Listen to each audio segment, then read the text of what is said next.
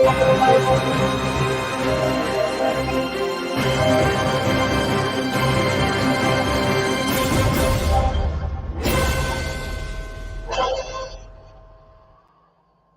evening. Welcome to Investigator News, and I'm Ellie Holder, and we got William here.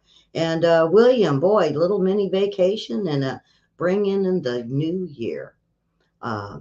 Kim, I posted a picture of everybody that died in 2023. Wow, I didn't know. I guess I forgot John Travolta, Richard Mole, quite a few. So. But we don't want to dwell on that. We want to dwell on North Korea, don't we? So, William, how was your weekend? I've been growing a gut. Too much gravy. My stomach's Dunlopped over my belt. I've got Dunlop disease. Yeah. I got to go on a diet. Eggnog. Holiday Dunlop disease. Yeah, eggnog, and I made cookies. They're about that big. I should have got a picture of them this year. Mickey's made a New Year's resolution: less time, more gravy. There you go. More time. You see, it's sitting at the computer. You got to do those. What do you call crunches? That's what they had me doing for a while. They had me doing crunches, in the chair. Got to try that.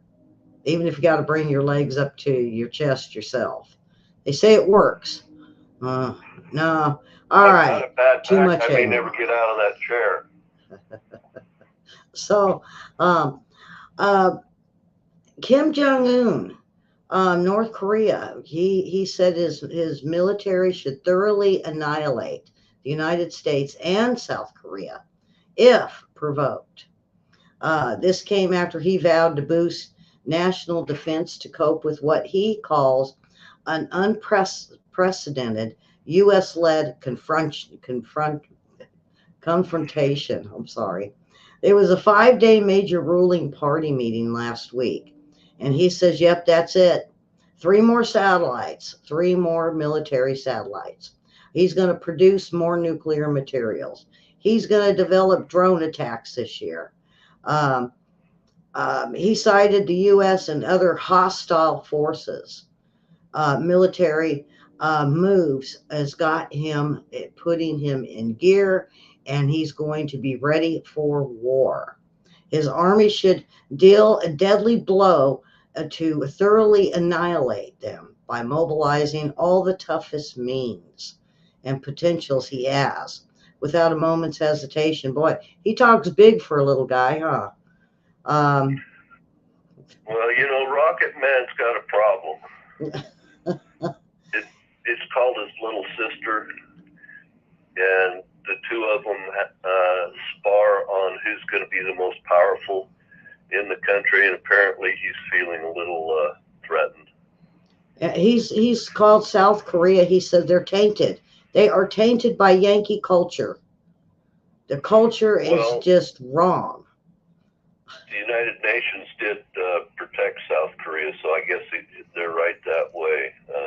The United States was probably the largest combatant in the Korean War. So, the United States and South Korea are piled up on that DMZ, ready to go to war at any minute. It's one of the global powder kegs. So I can see where he doesn't like the United States, because he can't just reunify Korea at any moment for any reason. Well, he says he's going to suppress the whole territory of South Korea. Yeah. Sure. Okay. If he says so, right? They held talks on Monday to implement an order by Kim to disband, reform organizations handling relations with South Korea, to fundamentally change the principle and direction of North's struggle against the South. Should be, I think he should be careful what he wishes for. I like how you call him Rocket Man. Yeah, there you go. I think that's Well, the that's new ring what on my phone. President Trump called him. Ah, okay. Or was that Rocket Boy? I don't remember. It's Rocket something. Rocket Man. Well, he's grown up now. He's no longer that kid. Um, and I was telling William on the phone. To some of the things I read to you is exactly kind of like his sister says. Uh, that's what I got. I was like, man, I think I've heard this before. So I went and typed in her and looked at some of her speeches, and this is what she claims. So he's, like you said, trying to one up her, I think. Oh, she feels threatened. She's uh she's spooky. So now Alaska, this is the Dutch harbor. Um, it's a 410-foot cargo vessel, Genesis Star. Um, Now, what has happened is there's a fire on this ship, but it's carrying lithium ion batteries. And so Alaska says it has to stay out there until they get the fire out. There's no injuries to the crew of 19 aboard this ship. Um, the Genesis Star, which was carrying a load of lithium ion batteries across the Pacific Ocean from Vietnam to San Diego. But they said when it caught on fire, they had to pull into Alaska. Um, the ship arrived Friday, but an order preventing it from going close to shore because of the risks associated with burning lithium. The batteries are toxic. They said the smoke is toxic gas, and it was basically produced by the fire. So, William, I don't blame Alaska for this. So now we have, Well, at least they've found a place where they've got slack water. They don't have to worry about heavy seas while they fight the fire. Dutch Harbor is a place where you can get out of the heavy swells and stuff out there on the ocean. So it's a calm place away from shore, because they can't come into Dutch Harbor. Dutch Harbor is the big shrimp. I'm sorry, king crab fishing area in Alaska. So if you've ever watched that show about the deadliest catch, well, that's Dutch Harbor, guys. So now you know where it is. and over the weekend, they had the big ball drop at New Year's in New York. And of course, we had the anti-Israel Palestinian protesters. But they changed their chant, folks. This is shows how sick these people are. Now they are supporting Yemen and Houthi. So now New York is allowing them to not only support Hamas, Hezbollah, but now Houthi. All three are terrorists. Um, they did arrest about 60 people. That seems to be, I wonder if, William, if it's the same, because it's always 60 something, 61 or Well, this 66 is or funded by 60 this is or being funded by a guy that Mr. grew up. George. Pardon? Mr. George. No. This guy's actually based in China right now. He's sent hundreds of millions. I'll talk more about it in a minute. But Okay. Okay. Well, I'm trying to get through. They're working with the same people that funded Code Pink. Okay.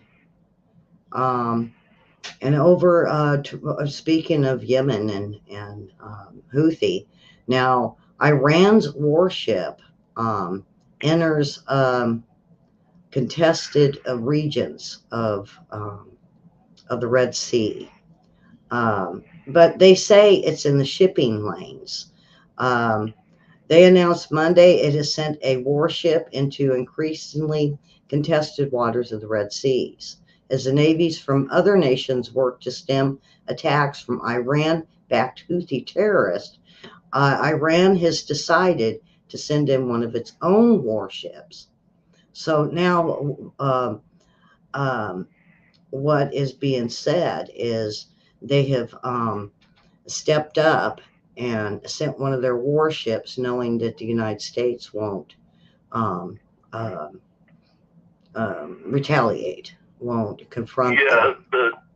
the warship is an Iranian battleship by the name of Al Bors, Al ALBORZ, Bors, and yeah, yeah, it just passed by the Bab el Mandab Strait, entering the Red Sea, and it's in, like you said, it's in international waters. So that's freedom of navigation. So we'll just have to watch and see. yeah, and it's in the Gulf of Aden and the Bab el Mandeb Strait. Um, It passed through that, but it went from the Gulf of Aden into the Red Sea. yeah, and Iran General Hossein Salami said he seeks revenge against the U.S. We will be hard, firm. This will be a um, it won't be forgettable. He plans to be decisive and complete. Um, Now, the U.S. Yeah, Navy so he isn't helicopter very sank upset. some, William, hold on, U.S. Navy helicopter sank 3 Houthi operated vessels that had an attack on a container ship in the Red Sea. So, Yeah, so the container ship, they sent out 4 attack boats and they fired some ballistic missiles at the ship, and our destroyers knocked out the ballistic missiles, and then the Eisenhower sent out helicopters to intercept the boats. The boats fired on the helicopters, and once a combatant fires on one of our weapon system, we have the right to return fire. So the helicopters destroyed 3 of the 4 gunboats that Houthis had sent out to attack the container ship with, and then 1 gunboat had the sense to flee, and so 10 Houthis lost their lives, and they're a little upset because their little soiree was thwarted. And then because of this now, UK Defense Minister warned on Monday that London is willing to take direct action against the Houthis, so, as of today. So I think, well, I know Iran is now stepped up and is now said, okay, we're sending Houthi everything, and everybody keeps claiming that we're sending it all this military equipment. Now we're going to step up. And that's kind of what I got from Salami's, I think that's how you pronounce his name. Salami's. So what they're saying is, if we fire on the Houthis again, they'll consider it self-defense and fire on our ships. Yes. So Iran is stepped into the war. We got them, and we got now North Korea stepping in, and then even China has said that he wants to go ahead and start moving forward because of Mao. He's doing this in the name of Mao. So we got all 3 now taking that next step. So the Mao statement was, Mao made a declaration that the Chinese people would always be involved in forever war.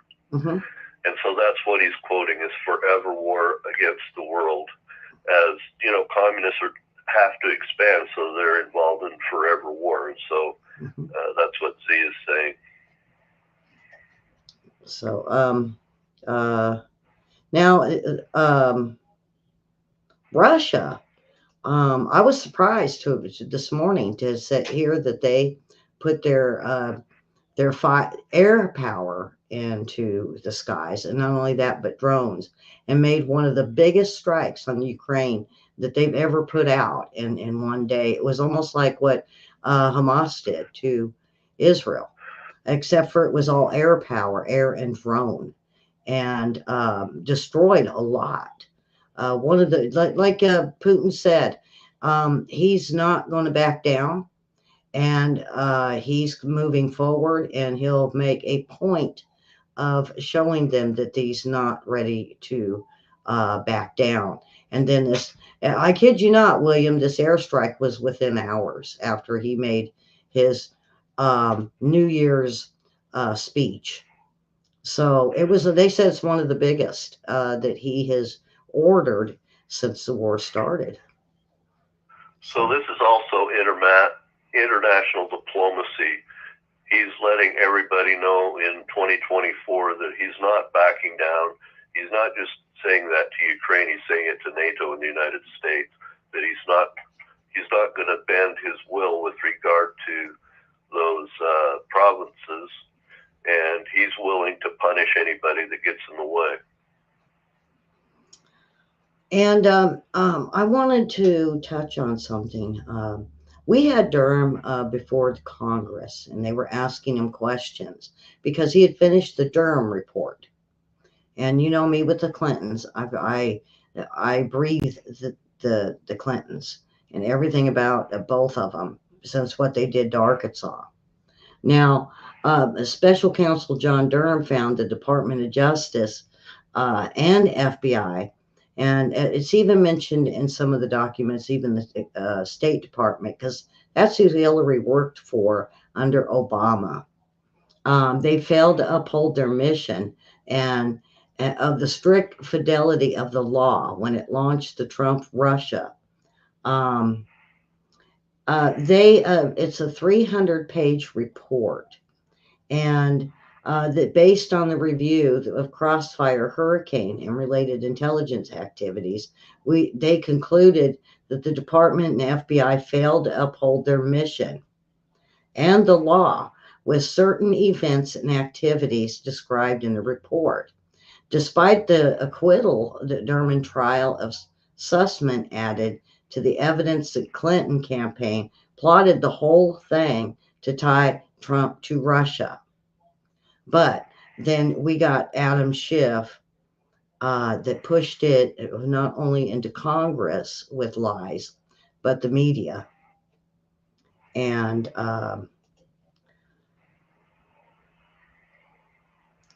you know, I was listening to the press secretary, and she's so tight-lipped on the Durham report with no comment. When asked about the troubling revelations on the Durham report and how the FBI handled the Trump Russia, um, she answered that they're leaving it up to the Department of Justice, just like she always says. And there, she claimed the Durham report found the FBI had no factual evidence of collusion between the candidate, but it's up to the DOJ. Now, I was surprised, but then when they further asked her questions, she shut her books and left. So there was evidence of collusion of what they're saying with the media, which is wrong. The CIA Director John Brennan briefed President Barack Obama, come to find out, and President Joe Biden, and other top national security about Hillary's plan to tie Trump to Russia. Now, in July of 2016, well, here enters Adam Schiff. He's one of the most outspoken members of, I don't like him, when it comes to accusing Trump of collusions. Now, if you remember, he had an aide that found a whistleblower, he said. Well, the whistleblower ended up being one of the aides in the office girlfriend, and they were fixing to be married. Not only that, but there was 2 other whistleblowers that was going against what he said, and he threatened them. And so Adam Schiff, remember the lie? He made up that great big old story, and he read it in front of Congress, and everybody was like, ooh and ah. And the media ran with this.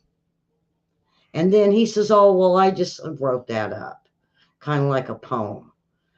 You don't do that in Congress because anything you read is considered evidence. So the FBI, according to the Durham report, and it's standing, and it basically told about Mueller. Now get this, and I even noticed this when Mueller read the report in front of the world. He left out one of the first paragraphs that said there was no evidence of tying Trump to Russia or Putin. He had a hotel over there, but the hotel had nothing to do with the politics. Um, and he had hotels in China. He's got hotels all over the world. Trump Well, if brand. you have Trump hotels, it's just like the Marriott. I mean, Yeah. Right? Mm-hmm. It's wherever the tourists are. Yeah. And so when Durham put this report out, folks, just remember that it wasn't it's not a rebuttal against the Mueller report. This was a report that should have been done because Mueller and the FBI and the DOJ failed to properly investigate. Mueller had 11 Clinton lawyers that was looking into the Russian collusion. So and then how many of you expected Hillary to be indicted? And not just over her emails. I mean, the email is a big part of the evidence, but Comey came out and said, yeah, she did wrong. She was a bad girl, but you know what? They're just going to let her go. Well, he said that she did it, but it wasn't like an intentional thing. It was just she was doing it more emotionally than trying to, get around the system. Sure. And whatever. She didn't understand that she was putting, she didn't know that putting it on another server was an issue. Well, yeah, they all do. She's been in politics all her life. It's kind of like Biden, because see, Biden knows this too. Biden knows that if he does anything and it's wrong, he knows better because he's been in politics all of his life. And more, they're going to now bring all these people back and saying they lied to Congress. Now, so what happens with it? Well, it's a resolution. They can't impeach Hillary, but they can charge her at the DOJ. But will they? I doubt it. I really doubt it. So, William, what do you got? I know I took up half hour of your show, kind of. So, what do you have? Well, we haven't heard from you for a little bit, so that's important. So, yeah, I have a question. This Sheena Bellows in Maine, who appointed her? I'm just curious. Did you know that she was Maine swatted? had a Republican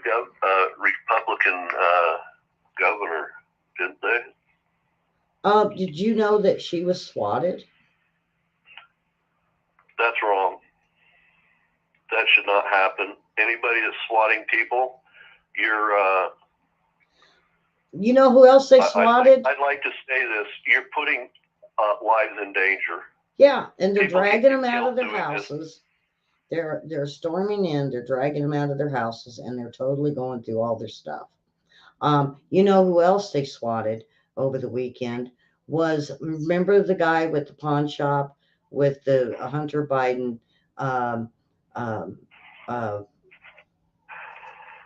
iPads and his laptops. They Right. swatted him too. Swatted means the SWAT team showed up at their doors, folks. So. Yeah, all it takes is somebody to reach in their pocket go to scratch their shoulder, something like that, and somebody's going to get killed because of this. They did Marjorie Taylor Greene. They swatted her. They swatted her, I believe, her entire family. Is that correct? Mm-hmm. Yeah. So daughters, in-laws, the whole thing, and it's like doxing on steroids, doxing by the state. Mm-hmm. It's a terrible thing to be doing. Yeah. I don't think we should be doing that sort of stuff. So, should we move on? Yes. Well, I guess if you're done, I mean, with so that. In the Mediterranean, we had a aircraft carrier come into the Mediterranean to stabilize that area outside of Israeli territory. That aircraft carrier, the Gerald R. Ford, is being called back and is returning to the United States. However, there is a Marine Ready group in the Red Sea, and the USS Eisenhower aircraft carrier is just outside of Yemen and Oman in the Gulf of Aden. So we've got the USS Bataan, which is the Marine Ready Group's small carrier, and we've got the Eisenhower, which is, the largest of our old carriers, not the latest carrier that we have, but they're fully capable. So why are we pulling the Ford back? We had to extend the Gerald R. Fords. They're supposed to be out on patrol for 6 months, and they had extended that by a couple months now. And so they're going to go back and do refit and repairs as they should be before it's sent out again. So it's basically a crew rotation. So we shouldn't read too much into it. Let's see.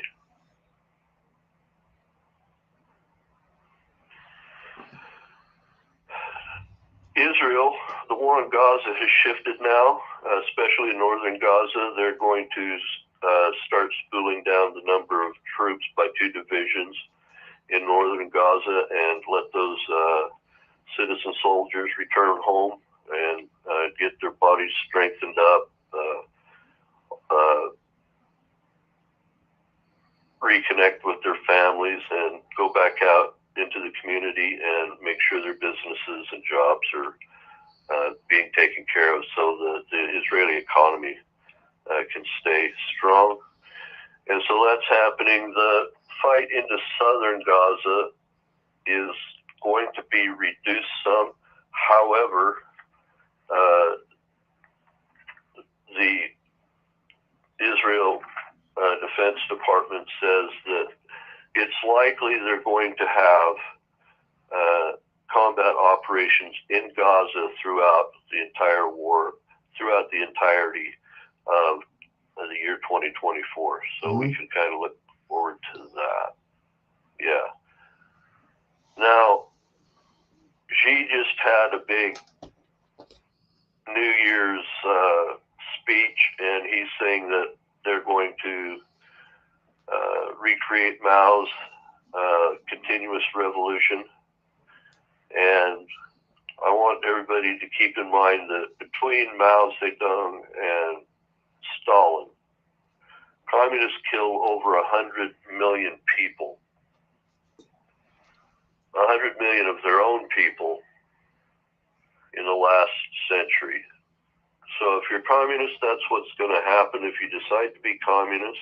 And we always have these junior communists coming along, and they're always like, well, this is going to be better when we do it.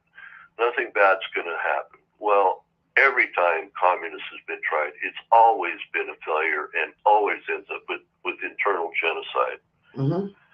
I could go on about that endlessly, but I'm just... Okay. same time we have all that happening, we've got some folks at the United Nations and Europe that want to have the internet controlled by international powers and not folks within the United States.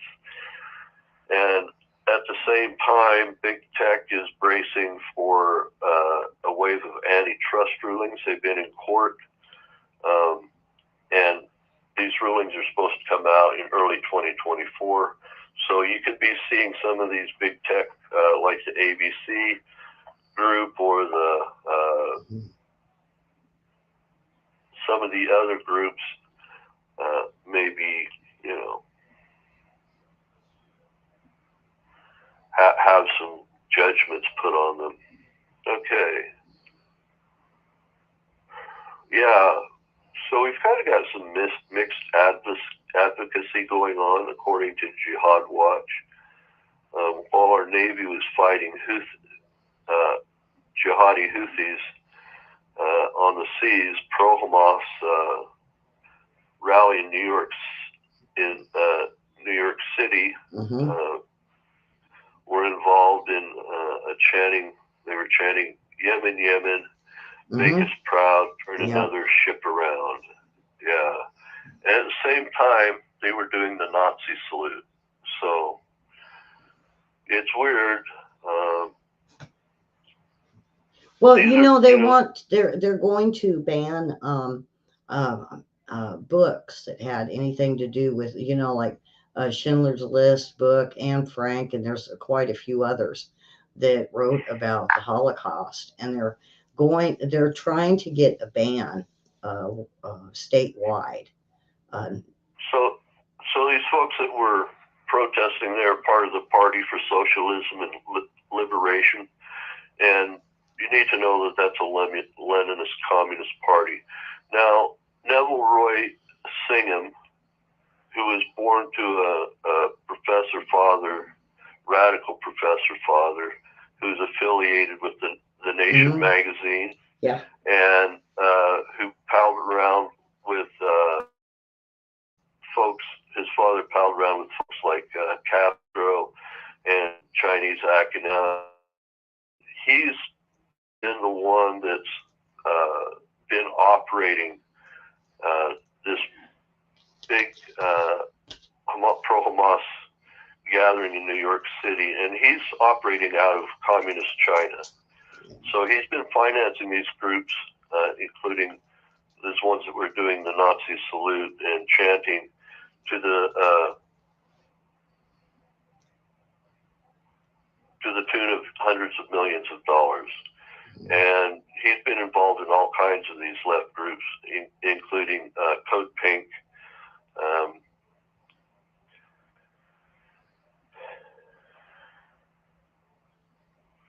And, you know, he calls these groups the little red light of the states, i.e. communists within the United States. Yeah. So this is no good. This guy's not a great idea for all concerned. Next, you know, China's been driving the Philippines.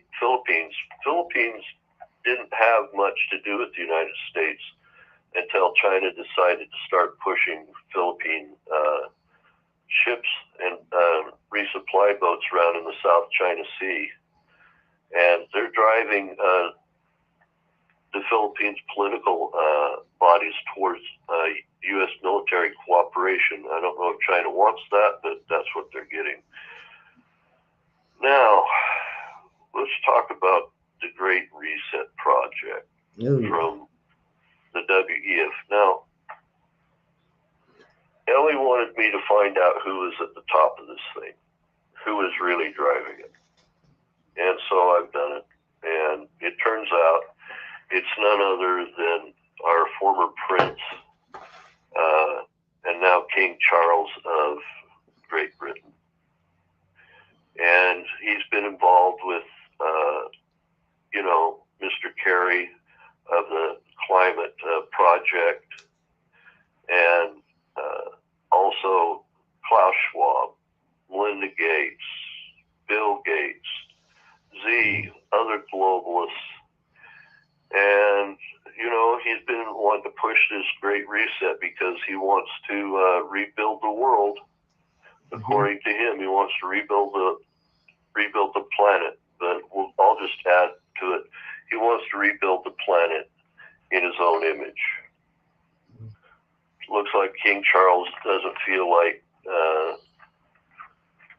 nations of the planet have the will, desire, or even need to protect its population. So if you want to know why the southern border of the United States is not being defended, okay, and that's one of the very first responsibilities of the presidency, is because our presidency apparently is following our Great Reset founder, the King of England. Now, is this a rehash of the whole 1812 thing where they tried to come in and, burned the White House down? Is that what we're doing? Just a new way of doing it? Yeah. Yeah, it looks like that to me. So my concern is the people, the nations that King Charles is sovereign over is Australia. Yeah. And Canada. And Ireland. And also Europe, New Zealand. And they're part of our Five Eyes intelligence network. So should we still be in this cooperation if the king's advocating basically the destruction of the United States to this Great Reset? I guess we ought to think about that a little bit. Now, North Korea, where Kim Jong-un has been making his threats, according to Seoul, they say that North Korea's new nuclear reactor is likely to be formally operational next summer. Now, it's a light water reactor, and it runs off from uranium, okay? But it's anybody that doesn't know about weapons grade fissile material, you can enrich uranium-223, or you can run it in a light water reactor and create plutonium. Now, plutonium is a little stronger than uranium. Right. And so if you want to miniaturize your warhead, you move towards they call these light water reactors breeder reactors. So if you look up breeder reactor, they'll kind of explain what's going on. So, so North Korea is making its threats at the same time they're about to get involved with plutonium. Yeah. Now, as part of, the ESG King crowd, Larry Fink had no plans to change anything to do with Blackwater's ESG stance over the new year, but apparently they backed down a little bit, and I think Larry Fink is basically a Nazi loyalist, personally. Well, now, I don't know that for sure, but the ESG is either Nazi or it's communist. And I don't see the King of England being involved with communism, so it makes me wonder if it's Nazism. Anyway, that's that. That's really what I had. The other thing, Ellie. they were have to redo the cobalt. They thought we had enough here in the United States, but they didn't, so they had to buy it from Africa. Well, part of the State Department, with some of our good guys, and even Department of Defense, seen that our government is buying it from a certain mine that are using kids. So now there is a disruption, and they said it could even hurt um, us having the electric car chargers, more of them being built because now they're at a standstill for the cobalt. I mean, I found that out late this afternoon. I was like, well, good because we don't need them kids. There's kids as young as 5. Lithium, cobalt, and nickel are the main ingredients in these lithium batteries. And, we have sources for that in the United States, but the EPA is trying to keep those sources from coming online. They'd rather get their sources from child labor and use, communist labor in North Vietnam and genocidal leader labor for the solar panels. Mm-hmm. Yeah, and we're having to replace all that now. That's pure evil. That's pretty pure evil when you're doing that sort of thing, Ellie. You can't be helping people get involved with genocide and national child abuse.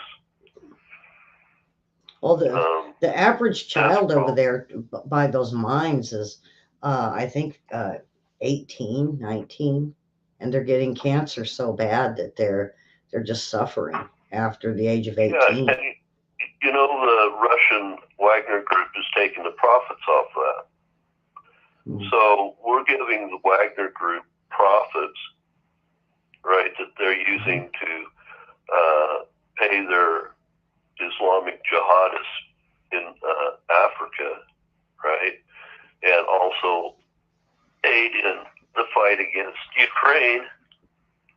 And they're using U.S. dollars because we won't source the cobalt and lithium within the United States. And I think that's a crime. It's the same thing with oil. We should be sourcing that within the United States, oil and gas and coal here, rather than buying it and forcing our oil to come through the Strait of Hormuz. It's bad politics all the way around, Ellie. Now, Boko Haram has been attacking Christians in Africa, in Nigeria. Is that the one where they burnt the 15 towns? Yeah, these guys are this Boko Haram jihadists in Africa are being funded by a Wagner group, by the way. And they've been going through and killing all the men and boys in front of their mothers and wives because the Christians are not willing to submit and be converted to Islam. And so now that they've killed all these boys and stuff, and the women have run off to be at UN relief agencies for physical protection, now these jihadists feel it's their right and their responsibility under Islam to inhabit their homes now. So they've not only driven out the people, but now they're moving in and squatting, we'll just call them squatters, in Christian homes because, the prophet said they're supposed to do it. And at the same time, this is really irritating to me, Ellie. We have people saying that Jesus Christ was Palestinian. That, Bethlehem is part of Palestine, but it was actually part of Judea. Christ was, I hate to say this for all you Palestinians, but he was Jewish. All right? He was a Jew within Judaism, and he confused and frustrated the Jewish leadership within Israel, and they had him put to death. Now, that was 2,000 years ago. It has nothing to do with the people today. That's right. The Christians love our Jewish friends, and that they ensure that we have the opportunity to, as Christians, to go to the Temple Mount, right? That we wouldn't be able to otherwise. And they're also working to ensure that we can go to places like Bethlehem if we decide to as Christians and see the Holy Land. So Yeah. There's this big argument that Christians should hate the Jewish people because they didn't protect Jesus when he was under condemnation. So, yeah, then, right? And they lost their kingdom over it for 2,000 years. But what we have here is a different situation. The Jewish people treat us quite well. We've had some problem with Jewish settlers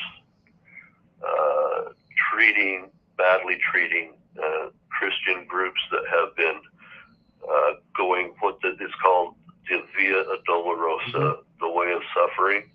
A lot of Christians like to go through that whole, go through all the different places of the stations of the cross.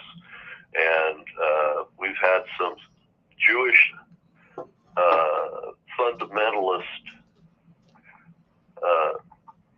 individuals not treating those folks well. And they're settlers, and these are the same fundamentalists that have been carrying guns and shooting at some of the Palestinians and being basically, not good people. So we see things for what they are, but we're thankful to the Israeli government to ensure that we have the opportunity to go and visit the Holy Land. And I'm sure in the future they're going to get a handle on some of these fundamentalist Jewish folks that aren't treating their neighbors and people who love them from around the world very well, out of some sort of spite. So that's what I have, Ellie, and I hope everybody has a good New Year. Miss Miki, she's made her new New Year's resolution for more gravy. She's decided more gravy is what she wants, and she would like to also spend more days at the dog park.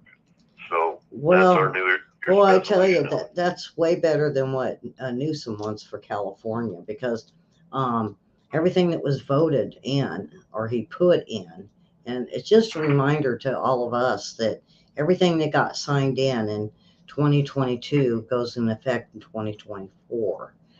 So your tax is probably going to go up. Now, California, I feel sorry for them because they've got millions, almost billions into new taxes. And most of it's going towards paying for mostly the migrants, tents, housing, clothing, phones. Not only that, but even trying to invert them into the Medi-Cal system in California. So even though California's cash-strapped and hasn't been taking care of its forests for wildfires, they're now going to pay through the medical system of California so that all the illegal folks that are here in the United States have free medical. Medi-Cal, yeah, that's what they were saying. Now, part of the ones that run out of money, guess who's going to?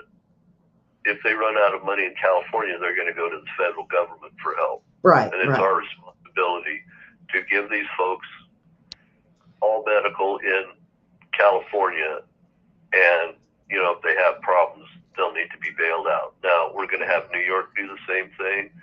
We're going to see this all over the country where they've had sanctuary cities where they're going to want red states to foot the bill. Well, I am over the last 2 weeks, William, one by one, all of them, even the ones not even like I know, New York, Chicago, Denver, and I can't remember the other one. I think even the one out in Sacramento has even said that this is enough is enough. And they're going to start shipping them to other states, but that have sanctuary cities. Well, now we've got mayors of these major cities getting a hold of them saying, oh, no, don't send them here. They can't do it. So also in the news this weekend, we've had she was involved in a divorce with her husband and decided to wipe out her family. And in Colorado, just a little while ago, we had a young man and his family decide to wipe out his family as well. So we're seeing a lot of depression and anger directed towards each other in these families, and it's starting to break out around the country. I think it's a terrible precedent. Yeah. So, well, William, that is it. Tomorrow I'll be back with more news. I'm already started working a little bit on it, and then we'll have you and me back for Wednesday. So sharpen up your pencils, William. Okay. It's some good stuff. Because there's a lot that we got a lot moving into place. We had the threats over the weekend, and now we're seeing Iran take that further step. So, and we got to watch the central banks in the United States trying to push this digital dollar on us at the same time. Yeah. Well, because they're using all this war and chaos going on outside the United States to basically shade or give shelter to their ESG digital dollar business, so that we won't notice it. So when they have you looking out, you better look in, and when you're looking in, you better look out. And if you see something that doesn't make sense, that's your very close attention. Yeah, for that. Yeah, that's for sure. So thanks, Nellie. Yeah, so subscribe and hit the like button and the thumbs up and ring the bell so you'll be notified. Now that we're back again, we've been laying low for a couple days. You might need to ring that bell again so you'll get notifications. So with that, William, I thank you. And, I kind of jumped in and took over half the show, your show, but it's New Year's, so we're going to start it off on the right foot and make sure you have friends take a look at what this administration is doing to the country. And you know what? Take a look at what is his name? Eric Prince. Have you heard of him, William? Yeah, he was involved with that company of BlackRock mercenaries that filled in for the U.S. government. Well, he was going to run for president. Ranges and training of our SEAL teams. He was going to run for president for 2024, but he said, Trump would be the best to keep in place. And he is looking at the 2028 election. So everybody keep your eyes out for him. Yeah. Huh? He's a good guy. Yeah, he is on I spaced out his name again, and I always get his name wrong. Eric Prince, and it's Sean Ryan's show. Yes. So maybe I'll get some excerpts, you guys, for that. Let you take a listen to him. He could be maybe 2028 hopeful that you guys need to listen for. And it's not about the man. It's the plan. Remember, look at what the plan of this administration was. It was chaos. It was hatred. And it was to destroy the United States. That's not a good plan. Eric Prince is a special forces guy, by the way, and he retired early because his father died and he had to take care of the family business. But he's special forces, and I think he would be a great person to put, to run for president. Be a great candidate. Yeah. Okay, so that is it. William, I thank you, and we thank all of you for watching. Thank you for sharing. Share as much as you can. We're only getting better, and we're climbing up the ladder, and it's a new year. And I think this will be our sixth year. We're struggling, but you know what? We're truth and news. And that's what you tell everybody. We tell you the truth. We look at it. We check out the facts. We investigate. And then we present you the true news. All right. With that, we will see you all tomorrow and have a wonderful New Year's. Happy New Year.